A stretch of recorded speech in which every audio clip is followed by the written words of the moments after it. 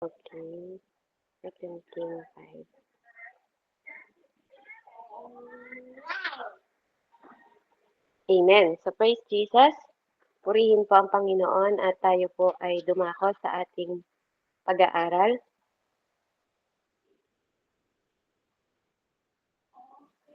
Tayo po'y manalangin. Heavenly Father, marami pong salamat o Diyos. Salamat Ama na patuloy mo kaming sasamahan, patuloy mo kaming tutulungan, patuloy mo kaming tuturuan, Panginoon, sa oras na to, Ama, na muli ka naming makasama, muli ka naming, Panginoon ko, maranasan sa araw na to. At muli mo kaming turuan, i-convict, Panginoon ko, sa mga bagay, Ama, na kailangan pa namin higit na matutunan sa realidad ng buhay, Ama, na ma-apply namin ang katuruan na nagmumula sa iyo na punong-puno ng karunungan, Ama, at malinis na puso sa intensyon ng bawat isa sa amin. Salamat po, O Diyos, sa iyong pagpapaalala, Panginoon ko, na gagawin sa araw na to, sa pangalan ni Jesus. Amen and Amen. So, praise Jesus. So, purihin ang Panginoon. So, makikita po natin, dito sa Second King 5. Ito po yung about kay Naaman nung siya po ay pinagaling. Amen. At makikita natin doon kung paano hindi tinanggap, 'di ba, ni Prophet Elisha yung kanyang alay at si Naaman naman is sinamantala ito. Amen.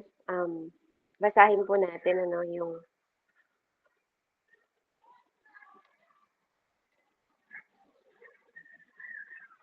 Okay, praise Jesus. Basahin ko po 'yung kwento sa Second King 5. Sa Syria ay may isang pinunong hukbo na nagngangalang Naaman. Mataas ang pagtingin sa kanya ng hari sapagkat sa pamamagitan niya ay pinagtatagumpay ni Yahweh ang Syria sa mga labanan. Si Naaman ay isang magiting na mandirigma, ngunit siya ay may sakit na ketong. Minsan sa mga taga-Syria ay nakabihag ng isang dalagitang Israelita, naging katulong ang dalagitang ito ng asawa ni Naaman. Sinabi niya sa kanyang Panginoon, kung ang asawa ninyo ay lalapit sa propeta sa pamamagit na nasa Samaria, tiyak na pagagalingin niya siya niyon. Nang marinig ni Naaman, pumunta siya sa hari at ibinalita ang sinabi ng dalagitang Israelita. Sinabi naman ng hari, sige pumunta ka at magpapadala ako sa iyo ng sulat para sa hari ng Israel. Pumunta nga si Naaman na may dalang 315 pilak, 6,000 pirasong ginto, at 10 magagarang kasuotan. Dala rin niya ang sulat para sa hari ng Israel. Ganito ang sabi sa sulat, mahal na hari, ang dala nito ang dala nito'y si Naaman na aking lingkod. Nais ko namang pagalingin mo siya sa kanyang ketong. Nang mabasa ito ng hari ng Israel, pinunit niya ang kanyang damit at sinabi, ako ba'y Diyos na maaaring pumatay at bumuhay? Bakit sa akin nila pinunta ang taong ito para pagalingin ang kanyang sakit? Baka naman humanap lang siya ng dahilan para magdigmaan kami. Nang mabalitaan ni Eliseo ang ginawa ng hari, pinasabi, bakit kayo nababahala? Papuntahin niya siya sa akin upang malaman niyang may propeta rito sa Israel. Nalaman ito ni Naaman kaya sumakay siya sa kanyang karwahe at pumunta sa bahay ni Eliseo, kasama ang marami niyang kawal at nakasakay sa kabayo at mga karwahe. Ipinasabi sa kanya ni Eliseo, pumunta ka sa ilog Jordan, lumubog ka ng 7 beses, at magbabalik sa dati ang iyong katawan, gagaling ang iyong ketong. Nang marinig ito, galit na umalis si Naaman. Sinabi niya, akala ko pa na may sasalubungin niya ako. Tatayo siya sa harapan ko, tatawagan ng Diyos niyang si Yahweh at ikukumpas ang kanyang mga kamay sa tapat ng aking ketong at ako'y pagagalingin. At bakit hindi na lang sa ilog ng Damasco tulad ng Abana at Farfar na may malinis kaysa alinmang ilog sa Israel? Hindi ba pwedeng doon na lang ako maligo para gumaling? Ngunit lumapit sa kanya ang mga lingkod at sinabi, Ginoo, kung mas mahirap pa riyan ang pinapagawa sa iyo ng propeta, hindi ba't gagawin ninyo iyon? Gaano po iyan ipinaguhugas lang kayo para luminis? Kaya pumunta si Naaman sa ilog ng Jordan at nagdublog ng 7 beses gaya ng ipinagbibili ng propetang si Eliseo. Nagbalik nga ang dati sa kanyang laman at kuminis ang kanyang balat, tulad ng kutis ng bata. Si Naaman at ang kanyang mga kasama ay bumalik kay Eliseo. Sinabi niya ngayon, napatunayan kong walang ibang Diyos sa ibabaw ng lupa kundi ang Diyos ng Israel. Narito, pagdamutan ninyo aking nakayanan.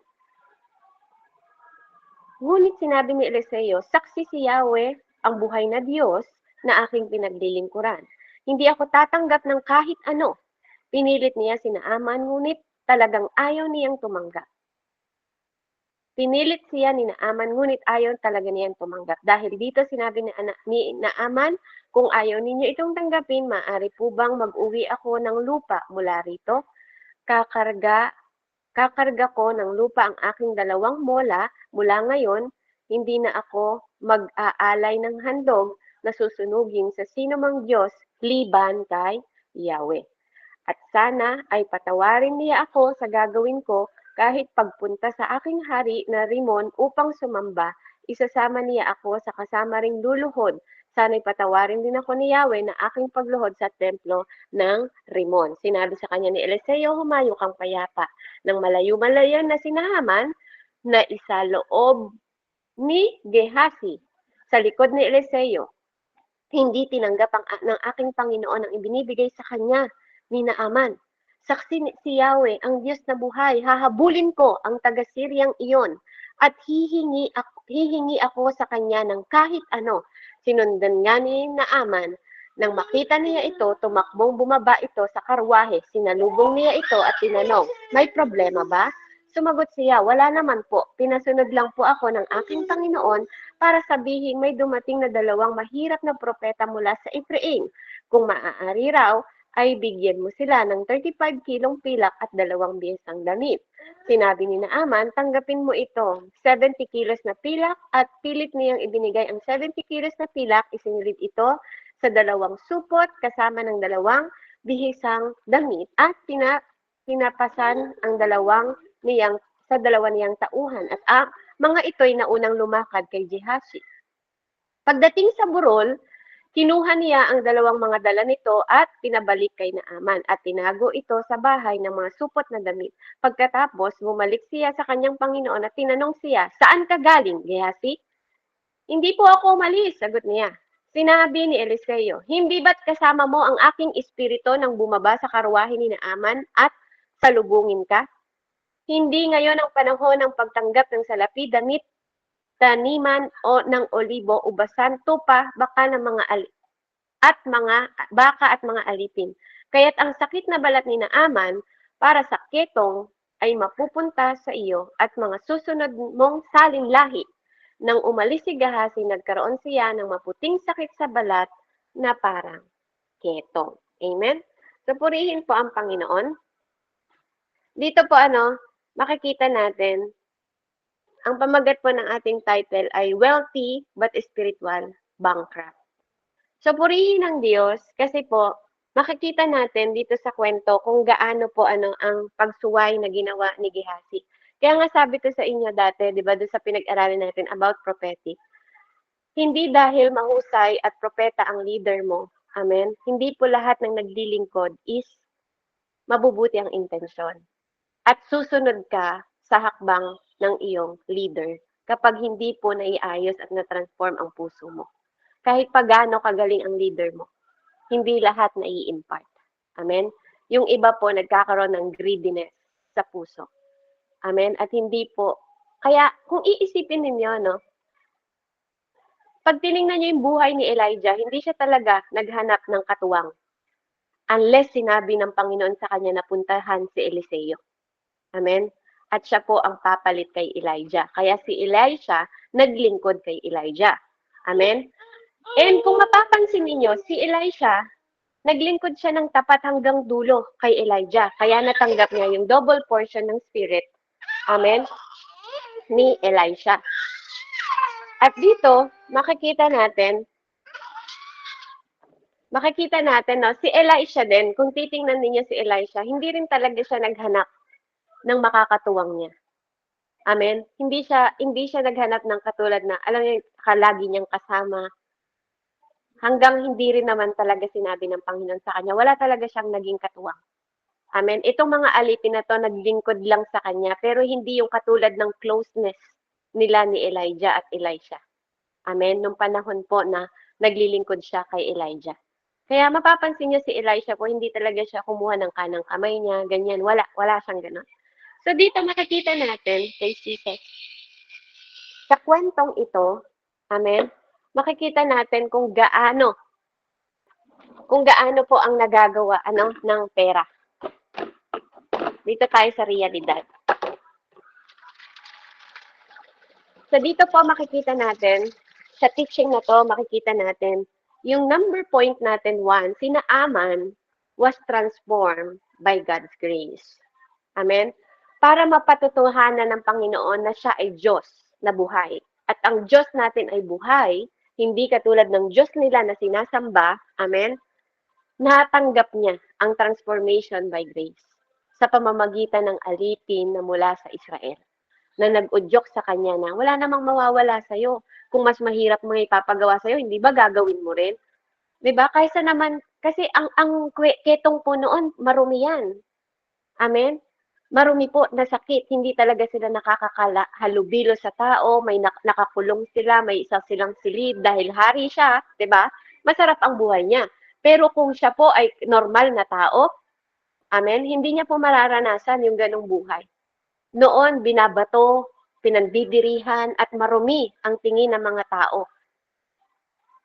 But tingnan niyo po itong si Haring Naaman, ano po, napaka yung grace ng Diyos na inabot siya at talagang tinanggap, huwag kayong mag-alala, sabi ni Eliseo. Kaya purihin ang Panginoon. Kasi dito, makikita natin sa teaching na to na si Naaman natanggap niya yung transformation by grace of God.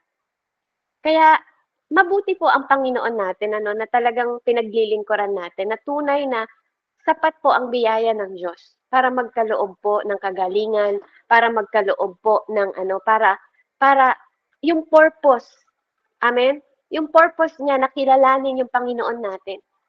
Dahil may Diyos din po silang sinasamba. Katulad ng sabi niya, humingi pa siya ng tawad sa Panginoon ni Elisha. At binasbasan siya ni Elisha. Amen? So napakahalaga na hindi ang kayamanan, hindi ang pera po, kung spiritual bankrupt naman tayo. Kaya dapat nating maunawaan na ang kayamanan po, hindi ito magbibigay sa atin ng lahat ng bagay. Pwede mo siyang maging protection, sabi sa Bible, money is a shield, money is protection. Amen? Kasi magagamit mo talaga siya sa mundo, pero hindi lahat kayang ibigay ng pera. Amen? But God grace can. Amen? Kaya purihin po ang Panginoon na naririnig ko nga po si Ate Bina kanina, no? Hanggat binibigyan ka ng Panginoon ng pang-supply, gawin mo lang. Dahil pwede mong magamit yan sa kingdom of God. Amen? Sa purihin ng Diyos, kasi ang hirap pong kumila sa kingdom of God pag wala kang financial provision. Kaya naniniwala ako, kalakip po ng paglilingkod sa Diyos ang financial provision. Kaya pinagpapala din ng Diyos yung ating mga skill, yung ating mga negosyo, kasi gusto niya yan magamit para sa divine purpose niya. At naniniwala po ako, hindi tayo pababayaan ng Diyos. Number 2 po, makikita natin, si Gehazi was transformed by greed and the love of money. Amen? Ito yung pinaka-delikado na gagawin ng isang tao, ang mahalin ang pera. Naglilingkod siya sa propeta ng Diyos, pero yung transformation po ng puso niya wala. Mas minahal niya pa rin at mas nangibabaw yung pera kaysa sa paglilingkod sa buhay na Diyos. Amen? Sabi po sa Matthew 6:24, walang makapaglilingkod sa dalawang Panginoon, sapagkat kapupuotan niya ang isa at iibigin ang ikalawa, o magiging tapat siya sa isa at hahamakin ang ikalawa. Hindi kayo makapaglilingkod sa dalawang Diyos. hindi kayo makapaglilingkod sa Diyos at sa kayamanan. So, malinaw na ang tinutukoy pong Diyos dito, kayamanan, yung pera po at Diyos. Hindi po natin pwedeng pagsabayin po ang paglilingkod. Sabi rin po sa Timothy 6, 1 Timothy 6:10, sapagkat ang pag-ibig sa salapi, pag-ibig po sa salapi, pagmamahal sa salapi, hindi sa salapi. Nagiging masama lang siya pag minahal mo na yung pera. Pero hindi po masama ang pera. Sabi po dito, malinaw na sinabi, sapagkat ang pag-ibig sa salapi ay ugat ng lahat ng uri ng kasamaan. Na ang ilang nagnanasa rito ay napalayo sa pananampalataya at tinusok ang kanilang mga sarili ng maraming kalungkutan. Amen? So for the love of money is the root of all kind. Hindi po sinabing sama, all kind of evils. Amen? Kasi nagki-craving ka at nawawala po ang pananampalataya natin sa Panginoon dahil hindi pwedeng mas higit, mas mahalin natin ang pera kesa sa Panginoon. So, biblical po yun. Kaya nananampalataya ako na ito ay totoo. Na once na humigit na ang pagmamahal natin sa pera, it is danger. Amen? Katulad ng nangyari kay Gehazi. Mas nagkaroon pa siya ng takot. Hindi siya nagkaroon ng takot sa buhay na Diyos. Amen? Wala siyang naging takot na sabihin pa ang pangalan na saksi si Yahweh na gagawin niya yung gagawin niya. Kaya hindi lahat ng nanunumpa sa Diyos totoo ay sinasabi. Maraming mga tao na Pexman, 'di ba? Saksi ang Diyos. 'Di ba? Marami pong nagsasabi para lang mapaniwala tayo na totoo ay sinasabi nila, pero hindi lahat ng nagsasabi ng ganun totoo po ang sinasabi nila. Amen. Kaya mahalaga po na magkaroon tayo ng discernment at hindi po sa klase ni Elisha na may double spirit pa na galing kay Elijah ang lolokohin niya. Dahil ang espiritu, sabi ni Elisha sa kanya, hindi mo ba alam na kasama mo ang espiritu ko nung umakyat ka sa karwahe at bumaba? Amen. Kaya purihin ng Panginoon, wag tayong matransform sa greediness o kasakiman dahil lang sa pagmamahal sa pera. Pangatlo po, si Gehazi, nagkaroon siya ng kasalanan. Gehazi's sin was that he tried to put a price on the grace of God. Amen? Hindi po natin kayang tumbasan at kayang bayaran ang grasya ng Panginoon, mga kapatid. Walang sino man ang makapagbabayad sa grasya ng Diyos. Walang perang katumbas. Sabi nga, ang salvation natin, mga kapatid, dahil sa biyaya ng Panginoon, dahil kaya tayo may kaligtasan. Hindi ito mabibili ng pera. Ang eternal life na meron tayo ngayon, mga kapatid, hindi po mabibili ng pera. Kaya ingatan po natin yung mga puso natin na ipagpalit ang grasya sa pera. Sa greediness natin sa pera. Amen? Kaya tingnan nyo, kapag hinahabol mo ang pera, amen, mas lalo kang nawawalan. Amen? Kaya nakakalungkot po na mas pinagpapalit mo yung paglilingkod sa Diyos kesa pwede ka naman yung pagpalain na habang pinagpapala ka, nakapaglilingkod ka sa Diyos. Mas masarap po yun. Alam nyo, ako, sabi ko nga po sa inyo, yung calendar ko, ang nagpupuno po ang Panginoon. Ang problema ko, hindi ko alam kung saan ko isisingit yung mga bagong client. Hindi ko po problema ang maghanap ng client. Katulad ni Ate Bina. Simula po nung naglingkod ako sa Diyos, hindi po ako, unless titigil ako sa pagtatrabaho. Unless pagpapahingahin ako ng Panginoon ko. Kaya, mas masarap pong maglingkod, na andun yung biyaya niya, kasunod lang talaga. Totoo po yan. Pinapatotohanan ko po sa buhay ko. Alam nyo, kung maaano nyo lang po ang buhay ko, nagbibigay ako sa asawa ko, nagbabayad ako ng sasakyan na 52,000 monthly.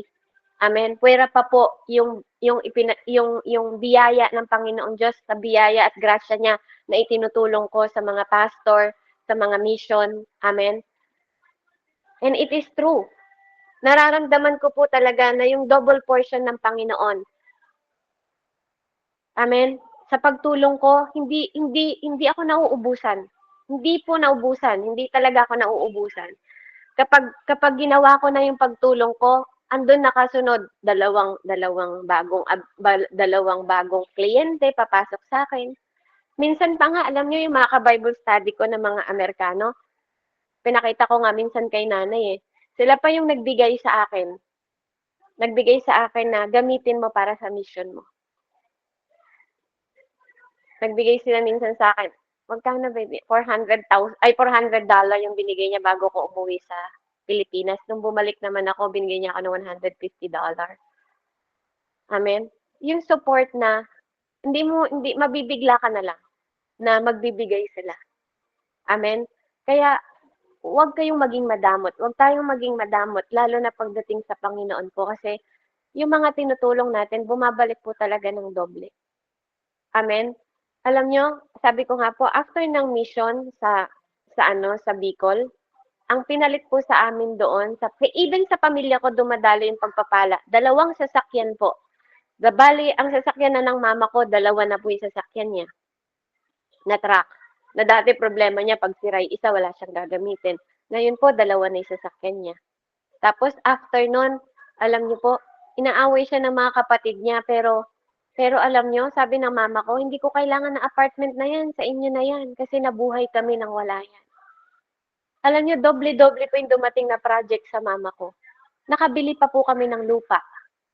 Nabili namin yung 2 ektaryang lupa po, na punong-puno po ng milina, doon sa Nueva Ecija, na dapat bibilin ko nung umuwi ako. Kaya lang hindi dumating kasi yung perang inaantay ko. Pero praise God, sa amin pa rin talaga binigay ng Panginoon, kasi binili po siya ng mama ko. Amen. Kaya ngayon po sabi ko nga nung nakaraan, sabi ko, Lord, sa sobrang dami po ng biyaya na binibigay niyo sa akin, gusto kong magpatayo ng bahay mo. Gusto kong ipatayo yung bahay mo. Kaya, yun po yung susunod na mission namin, magkapatid, no? Nung tumawag po ako sa kapatid ko, sabi ko nga, nung umiyak ako sa Lord, na, sabi ko, paano kita mapaglilingkuran? Kasi ang ganda, Lord. Lahat talaga, alam niyo po yun? Kahit, di ba, nasira yung sasakyan ko, niligtas niya ako, niligtas niya yung buong pamilya ko. Sabi ko nga, paano ko mapapalitan yung kabutihan mo? Kaya, alam niyo po, yun talaga yung susunod na mission ko na, sinabi ko na nga rin kay Pastor. Siana here? Siana here?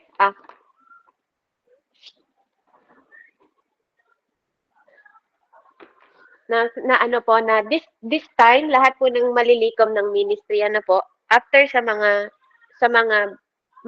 natin, mga pastor natin na nabibigyan ng love gift um ipopondo po natin sa church at saka dun sa prayer house sa Bicol. Yan po yung natin, dun din natin ilalagay yung seed natin na pag nadalaw po kayo sa Nueva Ecija, makita niyo doon na may makatayo po na church ng JIL. Amen. Kasi po, kung akala po ninyo na ang JIL po is nagbibigay sila ng pampatayo ng church, hindi po. So galing po dahil kami naging extension siya nung simula nung naging mananampalataya po yung kapatid ko, nag-disciple siya, nagkaroon po ng extension na church sa amin. So bumili po yung kapatid ko ng karagdagang lupa para tayuan po ng church. So nung tumawag ako sa kanya, sabi ko nga sa kanya, Pate, in-impress ako ni Lord na na ilagay ko yung pondo ng ministry diyan sa tatayong church. Alam niyo po, umiyak yung kapatid ko kasi that day, sabi niya, ate, kagabi nakaluhod ako sa Panginoon kasi andito na yung mga materyales. Hindi ko matayo kasi kulang pa. Kulang pa yung materyales, sabi niya ganun. So, sabi ko, wag kang mag-alala, God will provide. And naniniwala ako na ito yung answer prayer mo. Kaya, sabi ko nga sa Lord, sabi ko baka sabihin ng online Lord na ginagamit ko yung pera mo. And purihin ng Panginoon, alam niyo po na-interest lang sa mind ko na wala akong kinuha sa online. Kahit isang kusing po. Mula na nagsimula ako sa paglilingkod, wala akong kinuha sa online. But this time, sabi ko nga, para sa tahanan ng Panginoon, itatanim ko yung seed doon. Dahil naniniwala ako na maraming kaluluwang papasok. Na, kasi yung pong church na nagiging ano sa amin, parang nagiging ano din entrance ng negosyo. Kaya, kaya natutuwa ako kasi magkakaroon ng ano, yung panaginip ko dati na magiging bato siya na church, na talagang church na may, alam niyo yun, hindi siya lalabasan, papasukan lang, kundi magiging, andun yung holiness ng church na yon na may pintuan siya, sasaraduhan, amen. Kaya kaya purihin po ang Panginoon. Kasi naniniwala ako na ang Panginoon po ay mabuti sa lahat ng oras at sa lahat ng pagkakataon. Anak, don't eat the shell. Ayan. So, purihin ang Panginoon. Ayan. Hey, here. Okay. Ayan, sorry po nagsariling sikap na po si Siana. Kumain na ng itlog na may shell. Okay. Praise Jesus.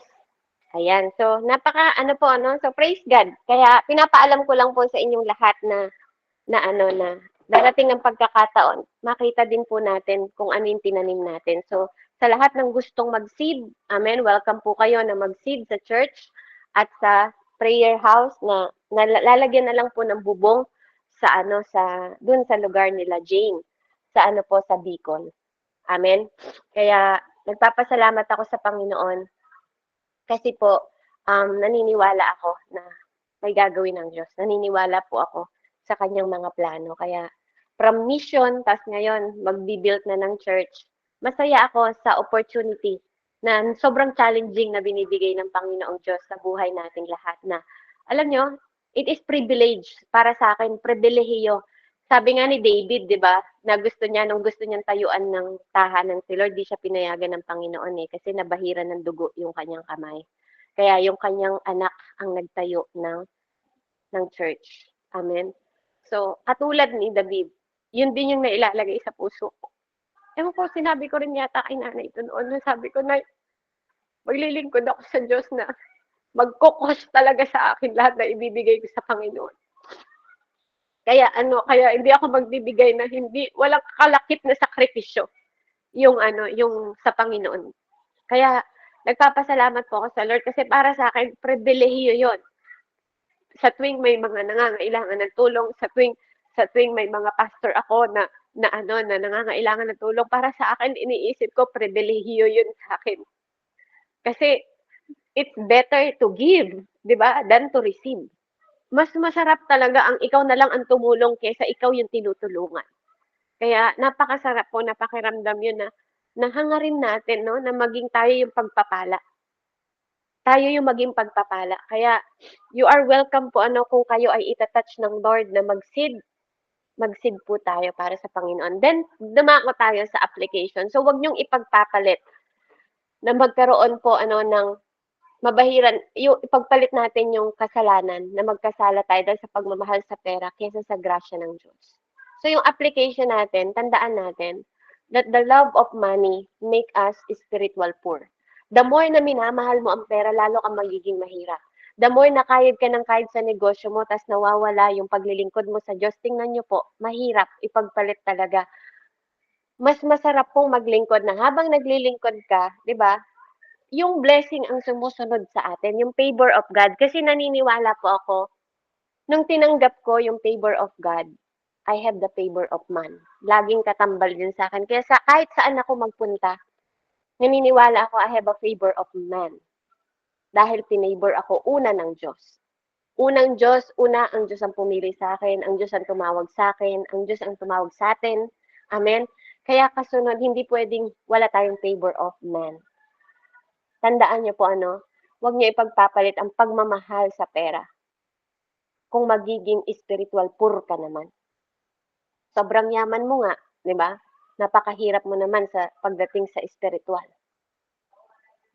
Kaya nga, sabi nga ng Diyos matakot tayo sa pumapatay sa spirito.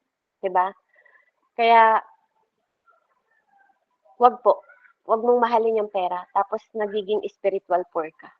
Pangalawa, mag-serve tayo sa Diyos with whole heart and devotion po natin na may integridad.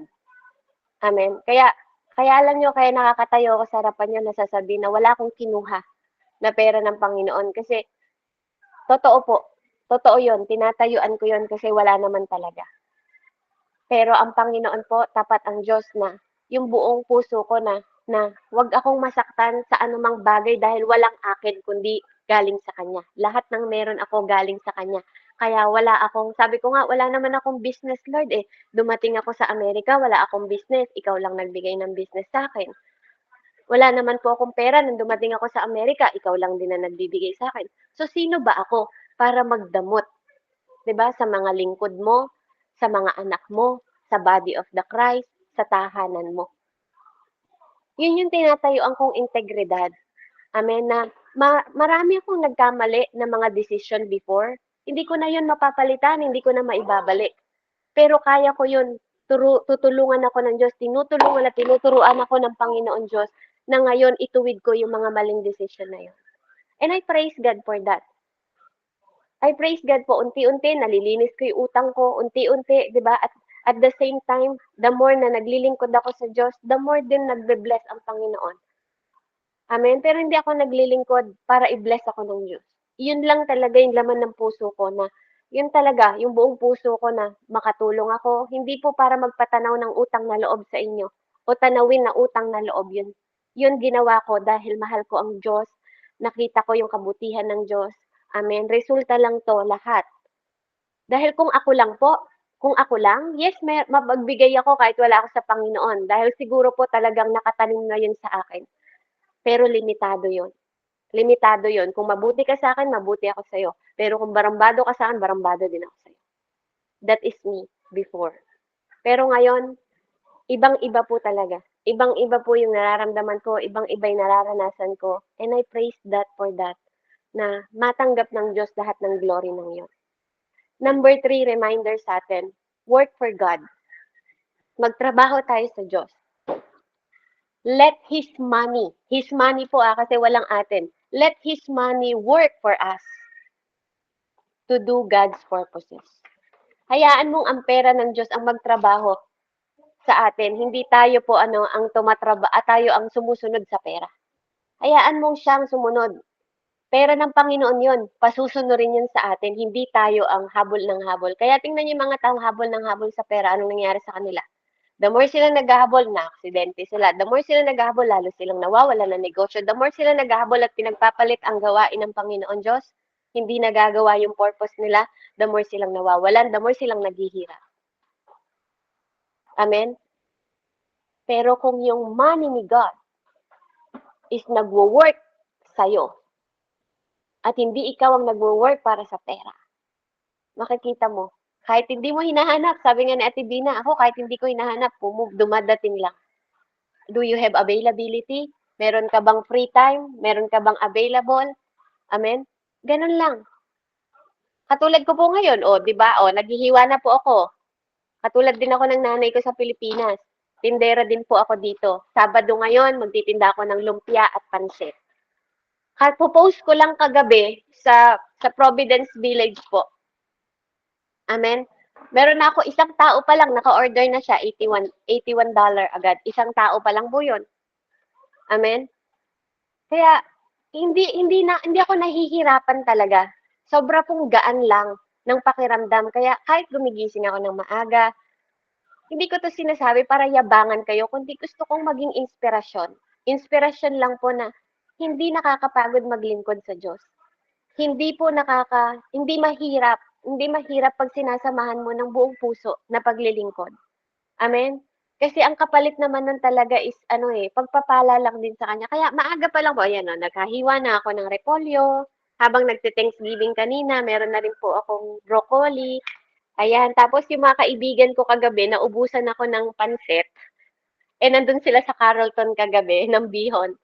Praise God talaga. Sabi ko, tinawagan ko sila agad. Tapos yun, dinaanan nila yung Asian store. Hinatid pa dito. Sobra ko daw spoiled, sabi nila, yung mga kasama ko sa church. Sobra ko daw spoiled kasi dinaan pa nila yung 5 supot ng pansit sa akin. Hindi pa pinabayaran. Kaya praise Jesus talaga. Amen. So yung favor, lahat no, favor ng Panginoong Diyos sa atin na the more na masaya tayo, nagagalak lang tayo. Kaya ang panalangin natin laging pasasalamat lang. Laging pasasalamat sa Panginoon, salamat talaga sa Diyos. Amen. Alam mo, kalakip ng mga yon. Dumadaan din ako sa pagsubok ko sa biyanan ko kahapon. Yun nga, nagkakaano kami kasi daw, mas may oras daw ako sa church kaysa sa kanila. Pati yung Sunday ko, pinagseselosan niya. Sabi ko nga, it's my Lord's Day. Amen. So, ang dami niyang salitang hindi magagandang sinabi about sa akin, but that's okay. That's okay.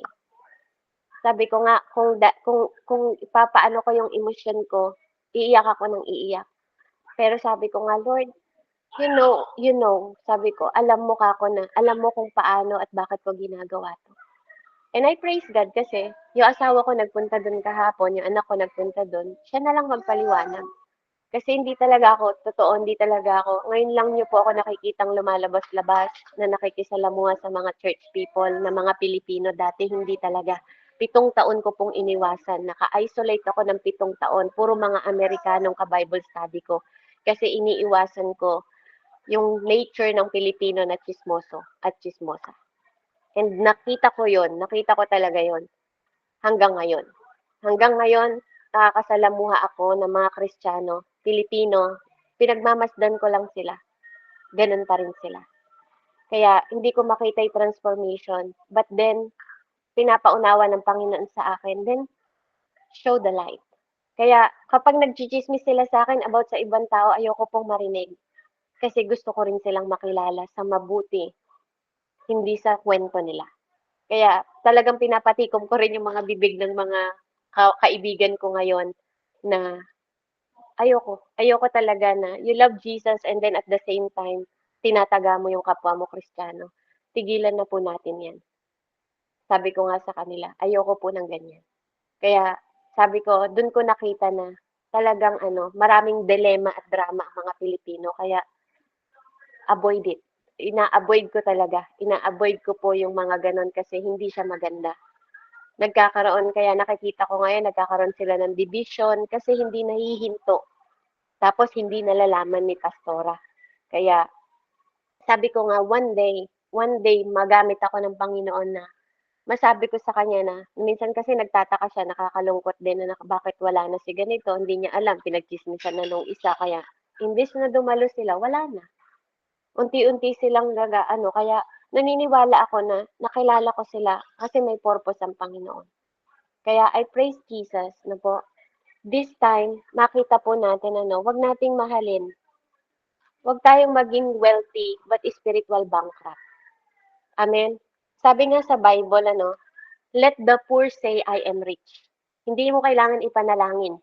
Let the poor say I am rich. I-declare mo lang. Amen? And sabi doon, ano nga yung sabi doon? Let the weak say I am strong.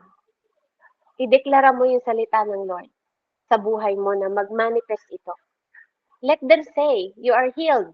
Diba? Kasi that is the spiritual word ng Panginoon. You are rich, you are strong, you are healed, you are blessed, you are beloved, you are. Let the spirit ng word ng Lord na nag-i-inspire sa bawat isa sa atin yung mag-manifest sa atin. You are the ambassador of God. Kaya wag nating ipagpalit yung wealth tapos spiritual bankrupt naman tayo. Amen? So purihin po ang Panginoon. Let's pray. Hallelujah. Heavenly Father, marami pong salamat o Diyos. Salamat po sa araw na to na muli mo kaming kinatagpo.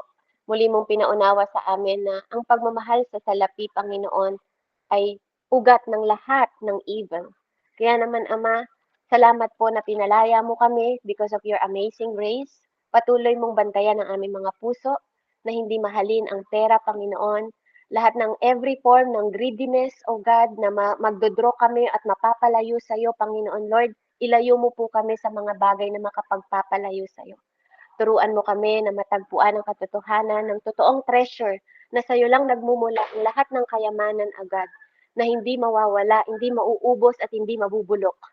Hindi sa mga bagay, Panginoon, na nasa mundong ito.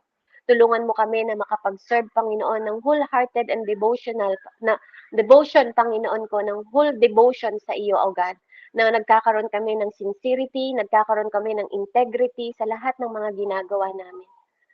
Tulungan mo kami na lagi kang hanapin.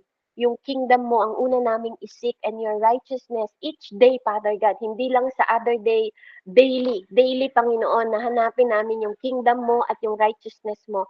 Na magtiwala kami sa iyo, Panginoon, na ikaw ang magpo-provide ng lahat ng aming mga pangangailangan. Hayaan mo na ang bawat araw ay maging pagpapala sa amin, na ipagtiwala namin sa iyo, na magamit kami for your glory, Father God, at sa kabutihan, Panginoon, na maibahagi namin sa ibang tao. Salamat po, Ama. Purihin ka, O Diyos, sa pangalan ni Jesus. Amen and amen. Praise Jesus. Praise God. I hope and I pray po, no, kahit sa reality, amen, na realidad po, makita natin yung tinuturo ng Panginoon sa mensahe. So anyone po na gusto